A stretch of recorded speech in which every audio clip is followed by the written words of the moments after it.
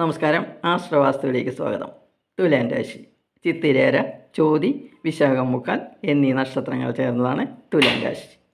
രാശ്യാധിപനും അഷ്ടമാധിപനുമായ ശുക്രൻ 2026 മേടമാസത്തിൽ തുലാൻ രാശിയുടെ 7, 8 എന്നീ ഭാവങ്ങളിലൂടെയാണ് സഞ്ചരിക്കുന്നത്.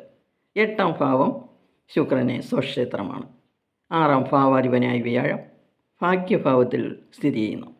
മാസത്തിൻ്റെ ആദ്യ പകുതിയിൽ സ്ത്രീകൾക്ക് ചെറിയ അസുഖങ്ങൾ ഉണ്ടാകുമെങ്കിലും 2ാം പകുതിയിൽ പ്രശ്നങ്ങൾ ഒന്നും ഉണ്ടാകാതെ കടന്നുപോകും. 5ാം ഭാവാധിപനായ ശനി 6ാം ഭാവത്തിൽ മാസത്തിൻ്റെ പകുതിയിൽ കൂടുതൽ ദിവസവും പാപഗ്രഹ യോഗത്തോടു കൂടിയാണ് സ്ഥിതി ചെയ്യുന്നത്. ശനിയുടെ ഭാവസ്ഥിതി ഗുണകരമാണെങ്കിലും പാപയോഗം വിദ്യാർത്ഥികൾക്ക് മെൻ്റൽ ടെൻഷനും പഠനത്തിൽ തടസ്സങ്ങളും ഉണ്ടാക്കാം. പഠനത്തിൽ ശ്രദ്ധ കേന്ദ്രീകരിച്ച് മുന്നോട്ട് പോയാൽ വിജയങ്ങൾ കരസ്ഥമാക്കാൻ കഴിയും. ഈ സമയത്ത് അധ്യാപകരുടെ ഉപദേശം സ്വീകരിക്കണം.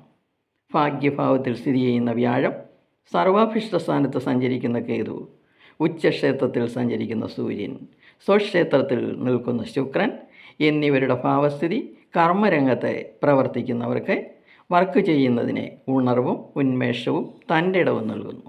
വരുമാനവും പദവികളും ലഭിക്കുന്നു. കാര്യവിജയം ലഭിക്കുന്നു. ഭൂമി ലാഭമുണ്ടാകുന്നു. 7ാം ഭാവാധിപനായ ചൊവ്വ 6ാം ഭാവത്തിൽ പാപഗ്രഹയോഗത്തോടുകൂടി നിൽക്കുന്നതിനാൽ ചൊവ്വയുടെ ഫലദാനശേഷിക്ക് കുറവുണ്ടാകും. എന്നാൽ ഭാഗ്യഭാവത്തിൽ സ്ഥിതി ചെയ്യുന്ന വ്യാഴവും സ്വക്ഷേത്രത്തിൽ സഞ്ചരിക്കുന്ന ശുക്രനും ഇവിടെയും പരിഹാരം നൽകുന്നു. റിയൽ എസ്റ്റേറ്റ് ബിസിനസ് നടത്തുന്നവർക്ക് വലിയ രീതിയിൽ ലാഭം പ്രതീക്ഷിക്കാം. പക്ഷേ ബിസിനസ് പങ്കാളികളെ ശ്രദ്ധിക്കണം. വിദേശ ബിസിനസ്സുകൾക്ക് കുഴപ്പമില്ല. പ്രണയിക്കുന്നവർക്ക് സമയം അനുകൂലമല്ല. എന്നാൽ ദമ്പതികൾക്ക് വലിയ പ്രശ്നമില്ല. കലഹങ്ങൾ ഉണ്ടാകാം. പക്വത പാലിക്കുക. വിവാഹാലോചനയ്ക്ക് തടസ്സം വരികയില്ല. നല്ല വിവാഹങ്ങൾ പ്രതീക്ഷിക്കാം.